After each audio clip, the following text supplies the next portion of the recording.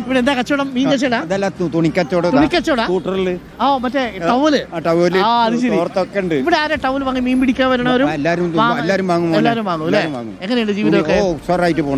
കൂടുതലല്ലേ? വെള്ളയാണ്. എന്റെ പരിചയമില്ലേ? മന്ത്രിയായിട്ട് വൈറലായി പാട്ടുകളൊക്കെ സ്റ്റേഡിയത്തില് ഒക്കെ ഞാനാണ്. പാട്ട് പാടിയോ? ഓ പാട്ട് ഏത് പാട്ടായിരുന്നു? ഒന്ന് പാടിയേ.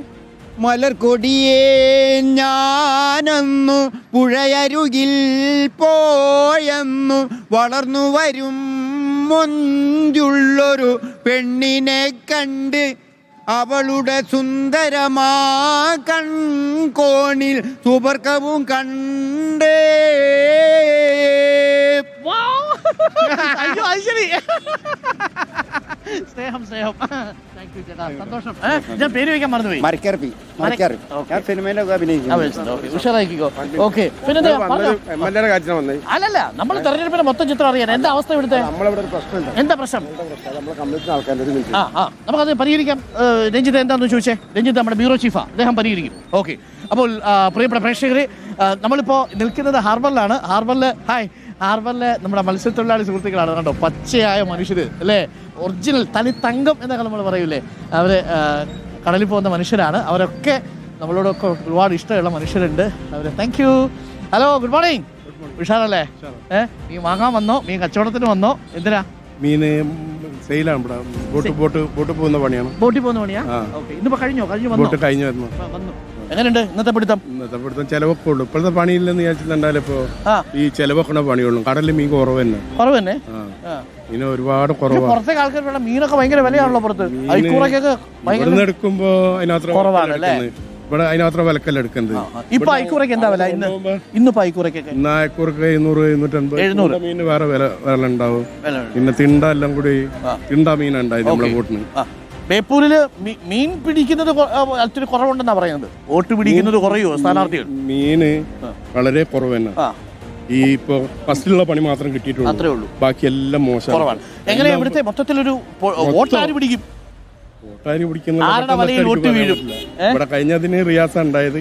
അതിപ്പോ ആരാന്ന് പറയാൻ പറ്റില്ല. റിയാസ് വന്നതിന് ശേഷം എന്തെങ്കിലും മാറ്റം ഉണ്ടായോ? മാറ്റം കുറഞ്ഞ മാറ്റം ഉണ്ടായിട്ടുണ്ട്. അത് തുണയാവോ റിയാസിന്? ശക്തനല്ലേ? പ്രകാശ് ബാബു ഉണ്ട്. പ്രകാശ് ബാബുവിന്റെ പക്ഷക്കാരനാണോ? അങ്ങനല്ല, അല്ല ആണെങ്കിൽ പറഞ്ഞോളൂ, കുഴപ്പമൊന്നുമില്ല. പ്രകാശ് ബാബുവിന്റെ പക്ഷക്കാരൻ. അത്രേ ഉള്ളൂ. അപ്പൊ ഒരു സർക്കാർ മാറണമെന്ന് ആഗ്രഹിക്കുന്നുണ്ടോ? അതെ മാറണമെന്നുള്ള ആഗ്രഹിക്കുന്നു. MLA മാറണമെന്ന് ആഗ്രഹിക്കുന്നുണ്ടോ? അങ്ങനെയുണ്ട്, ആഗ്രഹിക്കുന്നുള്ളത്. മാറി വരണമെന്നുള്ള ആഗ്രഹമുണ്ട്. ആഗ്രഹമുണ്ട്. ഓക്കെ, സന്തോഷം. Thank you. അപ്പൊ എന്റെ പേരെന്താ? ഷാജി. ഓക്കെ. അപ്പൊ ഷാജി ചേട്ടനാണ്. ഷാജി ചേട്ടൻ മത്സ്യക്കച്ചവടം ഒക്കെ നടത്തി പോകുന്നവരാണ്.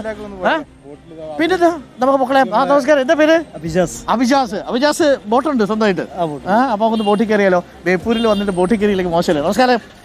മത്സ്യ കച്ചവടം നടത്തുന്ന ഒരുപാട് മനുഷ്യരുണ്ട്. ഇവരുടെ മുഖത്ത് നോക്കുമ്പോഴേ നമുക്ക് ശരിക്കും സന്തോഷമൊക്കെ കാണാം. എന്നാൽ പോലും ഒരു കുഞ്ഞാധിയും ടെൻഷനും ഒക്കെ ഉള്ളതായിട്ട് നമുക്ക് കാണാൻ പറ്റും.